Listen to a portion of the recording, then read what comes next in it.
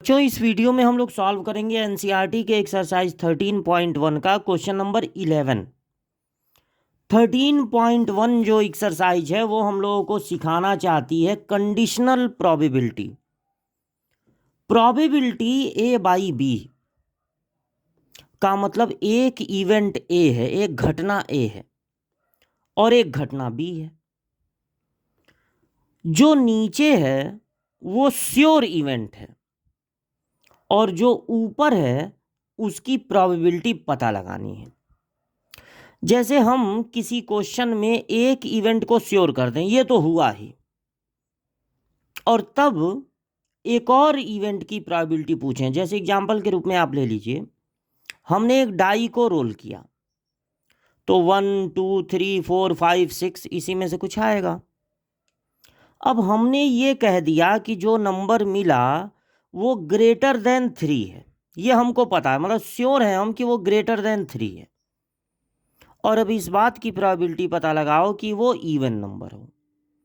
तो एक इवेंट हम दे देंगे, वही कंडीशन हो जाएगा। भाई ये कंडीशन है, 3 से बड़ा नंबर आया है, ये कंडीशन है।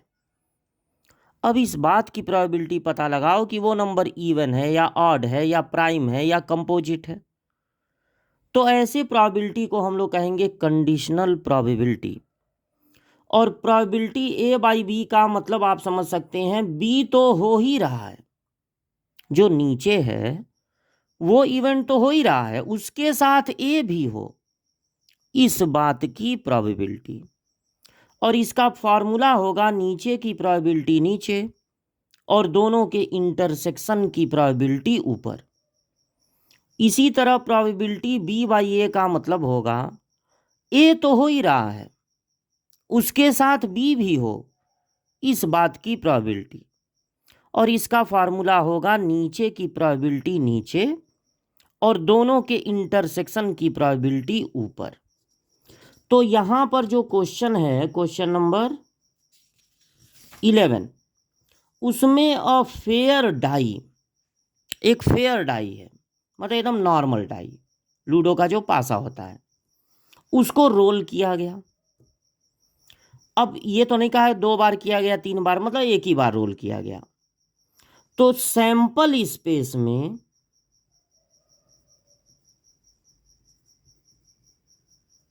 6 एलिमेंट होंगे, या तो 1 आएगा या तो 2 आएगा या तो 3 या तो 4 या तो 5 या तो 6। अब इवेंट ई दिया गया है, क्वेश्चन वाले की तरफ से दिया गया है 1 3 5, यानी ऑड नंबर को मान लिया इवेंट ई।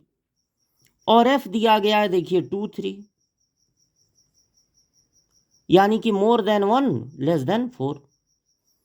जी दिया गया है 2 3 4 5। अब फाइंड करना है पहला प्रोबेबिलिटी ई बाई एफ और प्रोबेबिलिटी एफ बाई ई। देखिए, अगर प्रोबेबिलिटी ई बाई एफ चाहिए या एफ बाई ई, तो पहले आपको निकालना पड़ेगा प्रोबेबिलिटी, या पहले मतलब प्रोबेबिलिटी बाद में निकाला जाएगा, पहले आप निकाल लीजिए ई इंटरसेक्शन एफ। इसकी ज़रूरत पड़ेगी इन दोनों में, ई इंटरसेक्शन एफ की। तो ई और एफ में क्या कॉमन है? ई और एफ में बस एक ही चीज़ कॉमन है, 3। अब आप पहला पार्ट लगा लीजिए, सारे मैटर आपके सामने हैं। तो प्रोबेबिलिटी ई बाई एफ का मतलब होगा नीचे की प्रोबेबिलिटी नीचे और दोनों के इंटरसेक्शन की प्रोबेबिलिटी ऊपर। इंटरसेक्शन में कितना एलिमेंट है? 1, और टोटल कितना एलिमेंट है? 6।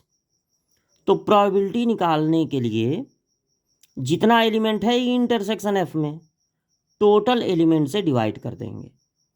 और एफ में कितने एलिमेंट हैं? 2, और टोटल कितने हैं? 6।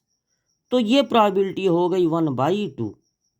अब सेकंड पार्ट, नहीं, फर्स्ट में ही एक और है, प्रोबेबिलिटी एफ बाई ई।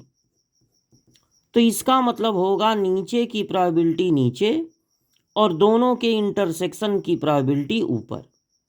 तो इंटरसेक्शन की प्रोबेबिलिटी 1/6 है और ई में कितने एलिमेंट हैं? 3। तो प्रोबेबिलिटी हो जाएगा 3/6। तो ये आ गया 1/3। अब जो सेकंड पार्ट है उसमें एक बार है ई बाई जी और एक बार है जी बाई ई, मतलब ई और जी में है। तो हमको यहाँ पर चाहिए होगा सेकंड पार्ट के लिए ई और जी का इंटरसेक्शन, यानी ई और जी में क्या कॉमन है, तो 3 कॉमन है और 5। अब अगर प्रोबेबिलिटी निकालनी है ई बाई जी, तो इसका मतलब होगा नीचे की प्रोबेबिलिटी नीचे और दोनों के इंटरसेक्शन की प्रोबेबिलिटी ऊपर। इंटरसेक्शन में कितने एलिमेंट हैं 2 और टोटल कितने एलिमेंट हैं 6। जी में कितने एलिमेंट हैं 4 और टोटल कितने एलिमेंट हैं 6। तो आया 2/4 और कैंसिल करेंगे तो 1/2। इसी का दूसरा पार्ट है probability ji by E.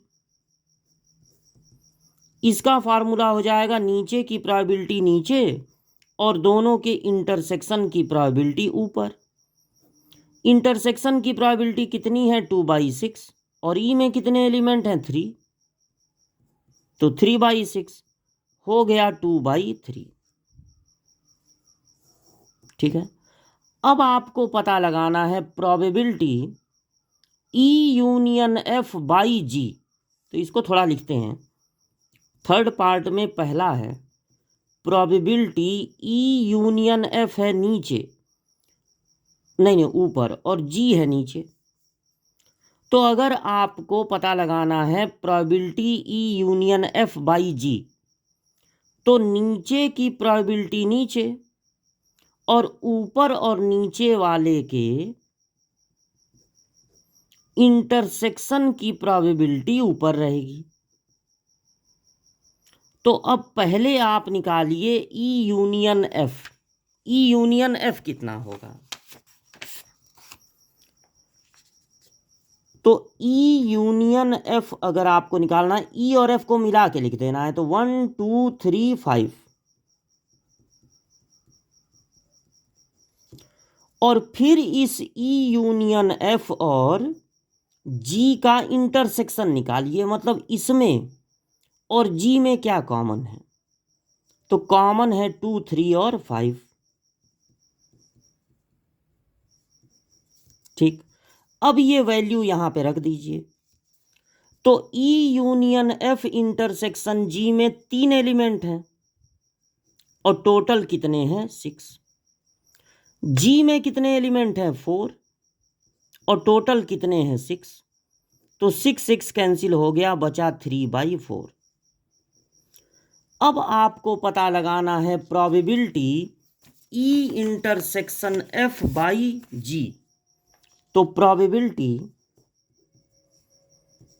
E intersection F by G, तो इसका फार्मूला होगा नीचे की प्रोबेबिलिटी नीचे और ऊपर और नीचे वाले के इंटरसेक्शन की प्रोबेबिलिटी ऊपर।